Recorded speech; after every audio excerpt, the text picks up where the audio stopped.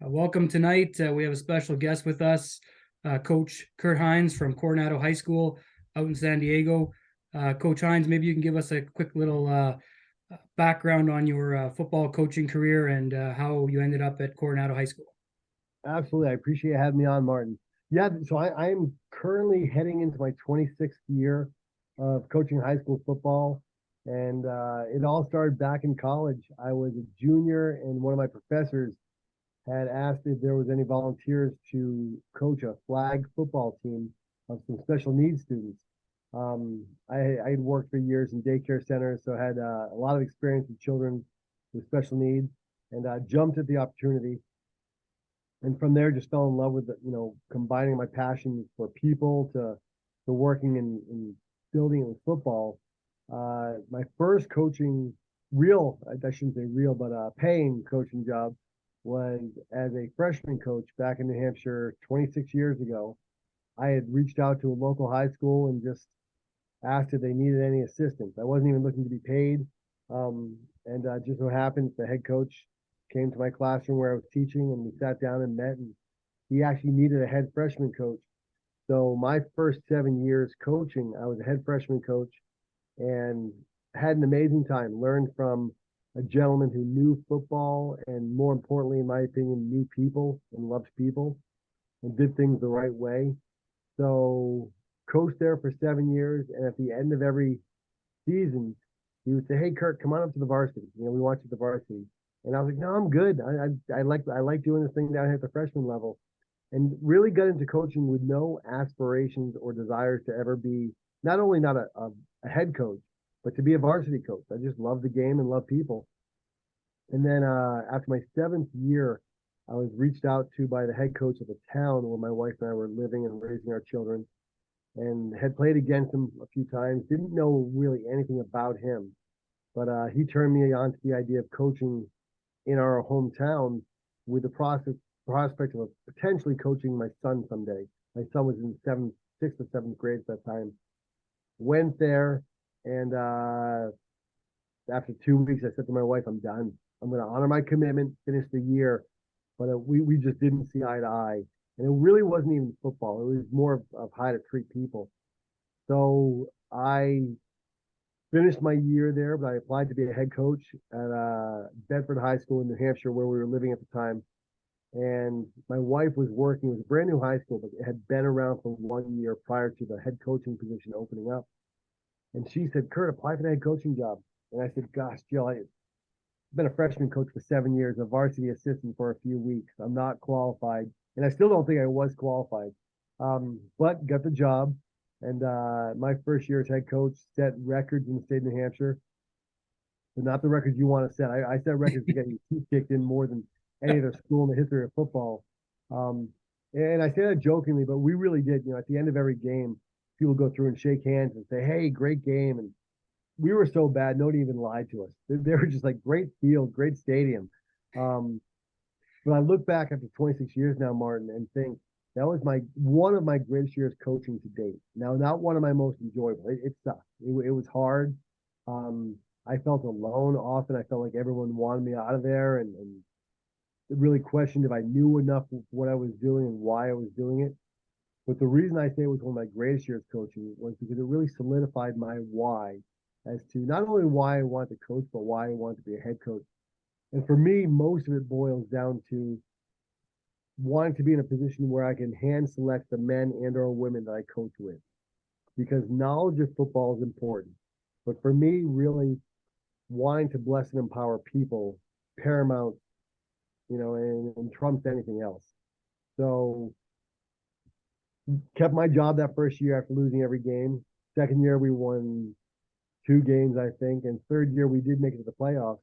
And by the last 4 years of my tenure there, prior to moving out here to San Diego, um, not I, but we had built a powerhouse. We had 144 young men in the program. We had been to the state championship my last 3 out of the 4 years there. And not I, but we had built something special. And then our oldest daughter, we have four children, my wife and I, three daughters and one son. Our oldest daughter called one day, and she'd gotten married, and she said, "I'm pregnant." And my heart leapt, but she had moved out here to San Diego to be at San Diego State. And then I thought, oh no, we're moving because we didn't want to be grandparents on the other side of the country. Yeah. So stepped down from being head coach at Bedford High School, moved out here 8 years ago to San Diego, and was an assistant at a private Christian school. And everything was great. People were great, parents were great, players were phenomenal, but just really felt the calling to be a head coach again. And 6 years ago, I applied to be the head coach at Coronado High School, and just wrapped up our sixth season this past November. Nice. So with your daughter being out there in San Diego, are the rest of your kids still back in New Hampshire, or are they also moving out to California for the nice sun? Yeah, no, great question. So that they actually two were out here. So once Hallie moved out here, our daughter Abby, our second oldest, when she graduated high school, she moved out here also. So two were out here, and now, make a long story short, all four children are out here, and our daughter with our two grandsons live 2.5 miles down the road from us. Nice. That's important. Family's important. Be close to them. It's worth more than money and Amen. anything else. So moving on. So I found you is I've been following you on Twitter for quite a few years now. Definitely one of the most liked and retweeted coaches out there for all of your positivity and your just your insight on life. Have you always been very that positive and seeing the good and seeing the positives in all situations? I know a couple days ago you tweeted that you were in a car accident and you were pretty grateful about the situation regardless of what happened. So how'd you become so positive and where did this mindset come and how did and what inspires you every day to wake up with this mindset?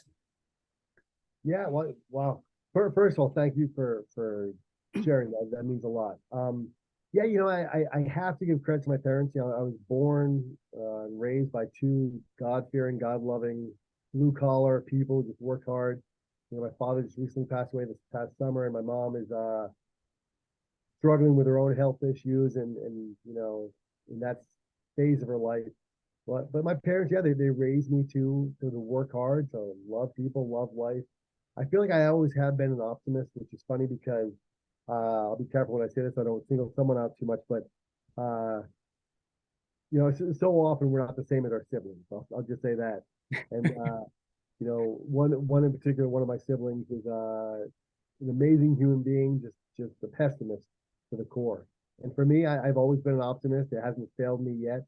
Um, and I do. What wakes me up every morning is people say it all the time. Today's a gift. That's why they call it the present. And it is. I don't ever want to take a moment for granted. Um, I knew I had a staff meeting after work today. I had a podcast just prior to this one here with you, and then I have what we're doing now. So I didn't have time to looking ahead to this afternoon and really working out much. So I set my alarm for 4 a.m. this morning, and I'm not a morning person. I did not want to get up at 4 a.m., but I got up at 4 a.m., started to go out for a walk, and started to rain right away. And I was like, it doesn't rain often here in San Diego. And I was like, man, I can pack it in, but I'm not going to go back to bed at 4:10, 4:15 until 5:30 when I normally get up. So I just had a chance to walk and pray and listen to music. And life's too short. There are a lot of people I think who do complain about the smallest things and do take for granted the littlest or biggest things. And for me, that's just no way to live. I think we've all, whether you're spiritual or not, I don't consider myself religious, but I do believe in God and I'm a Christian, first and foremost. And without getting preachy to you or your audience, I think all of us can agree that we're not it. There's something greater than us. When you call the universe, whatever it may be. And for me, I believe firmly in who I am, whose I am, and why I'm here. And for me, life's all about blessing and empowering other people and connecting with other people. And just the opportunity to see you and connect with you, and it's a gift. So I try not to take it for granted. No, I appreciate that. There's few and far between people like you. There is a lot of pessimists in the world more than there is positive people. So it's when I see your tweets, it always brings a smile to my face or something I can reflect on in my life and say, hey, you know what, I don't have it so bad as I thought I did. So appreciate that, and I appreciate the tweets. So I guess moving on, how do you take that positive attitude into building your culture and providing leadership to your football team? Yeah, I think all things start from the top down, whether it's a principal at an elementary school, a business owner with his or her employees, or a football coach. doesn't matter what you or I or any of us post on social media, if our players, I'll keep it related to football for this, if they see or hear or feel something different, they're smart. They're going to see right through that BS. And not only are you going to lose credibility, but more importantly, you're going to lose that chance to empower and impact someone that sees you as a fraud. Um, I try every day to be who I claim to be on social media out in public. One of the greatest compliments I received a few years back was I had a tweet that went viral, and some news stations came by practice to talk to me about it. And this one particular reporter said, "Hey, can I talk to a few players?" And yeah, whoever you want. She said, "We'll just send a few over." And I sent a few over, and we were still in the middle of practice, so I didn't hear anything they said. And when it aired the night later, whatever it was, a night or two afterwards, I had two of our players, and I'm paraphrasing, but saying the question was asked, like, what is it like to have Coach Hines as a coach that the world sees this and you have him every day at practice? And they said what you see in social media is exactly who he is. And for me, that was one of the greatest compliments, because kids are going to see. I think all people, like our young men and our young women, are going to see through the BS. And if we try to be like another coach, even with the best of intentions, but if we try to be something we're not, they're going to see through that. And that's not going to help them to find their own identity or to be who they are. So I think, I don't think everyone should be a pessimist, or excuse me, should be an optimist. I think it's a great way to live. But if that's not who you are, be who you are. And if you don't feel like you are an optimist and you're in a leadership role, I think you better surround yourself with other people who fit that mold, because our young men and our young women need it. I think we need, especially in today's day and age, we need more positivity than ever before. Yeah, no, fair enough. I appreciate that. So, in your football culture, do you guys have core values that you guys live by each season, or different types of culture building exercises or things that you guys do to create that culture? Yeah, yes and no. I've tried over the years as far as core values. We've had team goals and different things I've kind of played with. Really, for us, and one of the stickers we have in our helmets, that's just a little circular sticker that about the size, a little bit bigger than a quarter. It's just a clear sticker with the black letters, all caps, Y.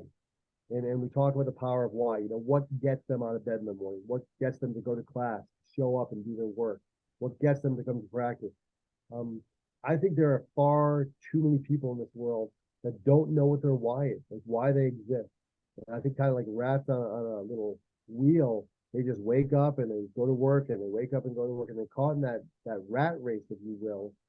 And they go from being in high school and college and getting married and doing all the things this world says or society says you should do, and not really enjoying life or living their dreams. So what I really try to do in creating culture is not only sharing my why with the players and our staff, but getting them to understand their why and what drives them and motivates them. And then I think it's important as leaders to not have them try to help us to achieve our goal. That's not our job as leaders, but to serve them to help them achieve their goal. And when you have a football team, I don't want to say it's easier, because I've never coached basketball or baseball or golf, but Yeah. there are certain sports where you might have 15 players on a team, or 12 players on a team, or 20 players. With football, usually you have 50 to 150 players in a program, and you're never going to align everyone's why. They're all different. But if you can get them to respect one another enough and love one another enough to say, hey, listen, we may not have the same why, but by showing up every day and giving our all, we're both helping each other achieve our why. That's a powerful thing. So I think for culture, it's just empowering people to find their why and helping them to succeed in their why. No, that's great. And then they become a team and understand that they're all striving for the same thing at the end. It's just why they're doing it might be different than everybody else. Exactly. Okay. So, what are some of the greater challenges that you've had to face in your program, and having to utilize your leadership skills to get past those challenges? Yeah, for me, it's all about people, and that is the most rewarding is the relationship. The most challenging is the relationship. Here at Coronado, it's interesting because so my wife and I moved out here 8 years ago with our family, and Coronado is interesting because it's an island, and my wife and I live off island. We live about 25 minutes over the bridge. It's a very affluent community, but at the same time, we have the North Island, part of Coronado, which is the naval base. And I love that. However, it's one of the greatest challenges, Martin, because it's a revolving door of coaches and players that come and go. 3 years ago, we had this stud young man move in as a junior, quarterback and safety for us. And right after the season ended, his junior year, his father got transferred somewhere else, so he was gone. Just this past year, I hired a new quarterback coach, and just about 2 weeks before the season started, he got sent up north to Northern California, so he was gone. So one of the greatest challenges is not only getting the affluent young men and young women, so to speak, to get along with the blue collar Navy kids that are moving all over the place, and getting them to work together. And I love that part of it. But having the flexibility to roll the punches, to realize that, all right, I've got a great young man who's currently serving the Navy. He's our new quarterback coach, and he's gone like that. And all right, well, I can't just not go with the quarterback coach. Who's the next man up? Who am I going to have fill those shoes, and how it's going to work? So I think the greatest challenges is the relationship, but that's also the most rewarding part. Okay, no, fair enough. So you've been coaching now for almost 3 decades.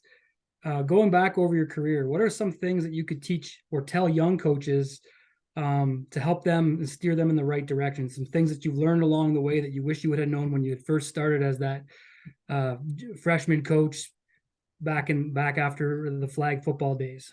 Yeah. When you say it that way, about close to 3 decades, I sound old. I'm like, dang, man, that was 3 decades.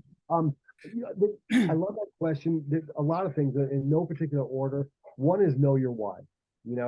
I often heard when I first got into coaching that, hey, if you want to last in this game, you're going to have thick skin. And I get that, but that never sat well with me, because for me, thick skin meant, hey, keep the players a little bit at a distance, keep the parents at a distance, build up a wall, and that's not who I am. But for some people that works. I wear my heart in my sleeve, whether people love it or hate it. I'm all about relationships.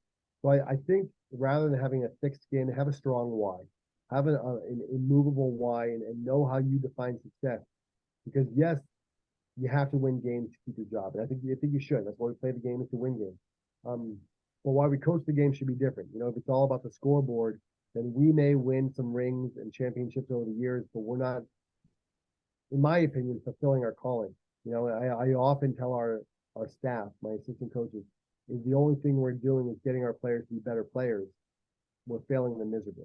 During the offseason, if the only thing we're doing is helping them to become stronger, we're failing them miserably. We've got to empower them and bless them and help them navigate through life. So the first thing I think I would tell them is to know their why, and then share their why, with someone that's going to hold them accountable for it. I would also say that don't try to be someone else. There are so many successful coaches out there at all levels, from Pop Warner to high school to college to the NFL. Be who you are.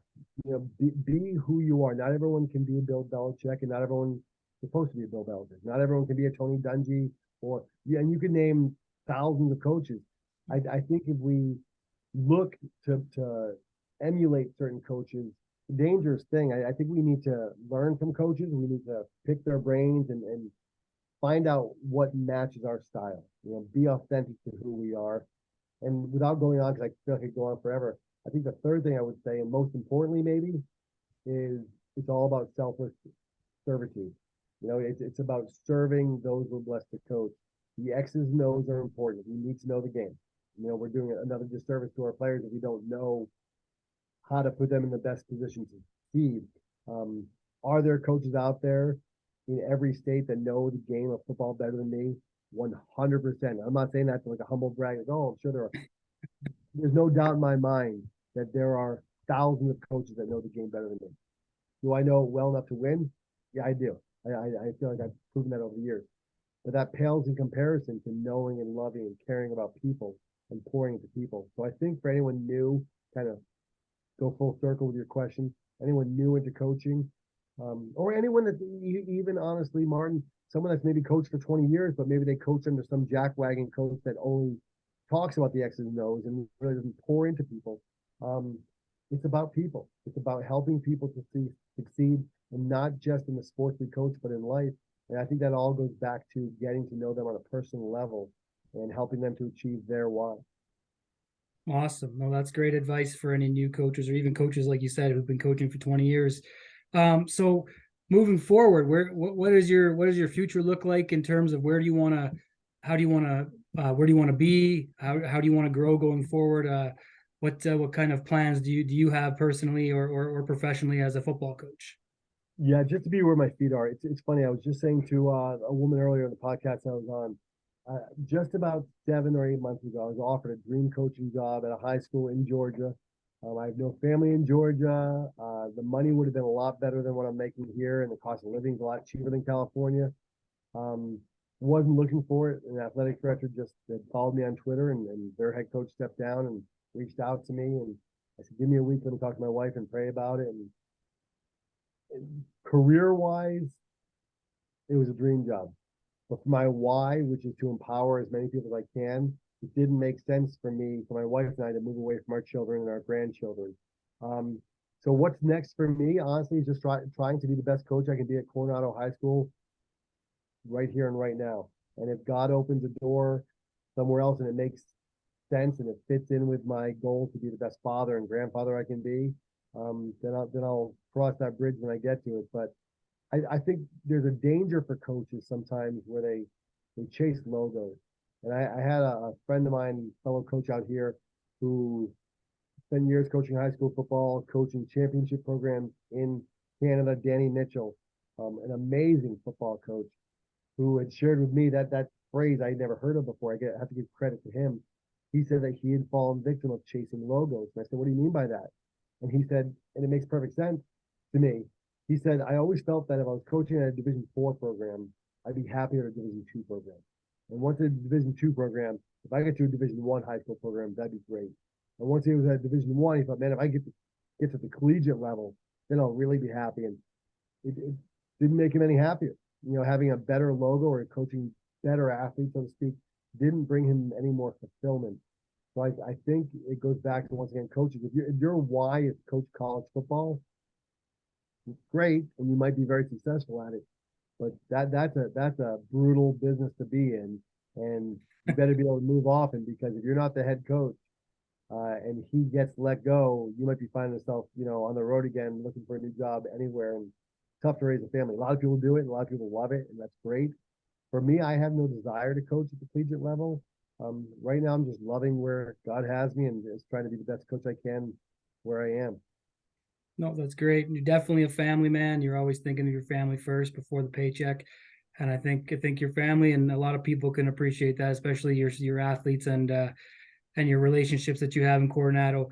So I guess just before we end here, is there anything that you want to talk about? I know you've got a website, www.coachhines, www.coachkurthines .com.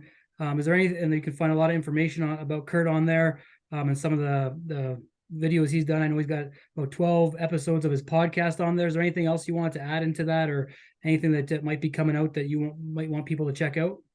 Yeah, I think the only thing I'll share is, for any social media platform, on the Twitter, Instagram, Facebook, TikTok, it's all Coach Kurt Hines.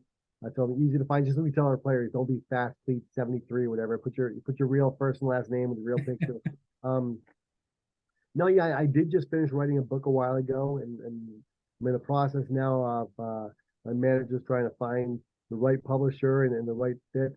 So I don't know yet when that's coming out, but no, just I guess I would say to your listeners that if they have a question about anything, whether it's life, football, whatever it is, I most certainly may not have the answer, because I often say I'm an expert in nothing but passionate about everything. But I just love connecting with people. So if any of your listeners have a question or a thought or just want to connect, just reach out, and we'll set something up.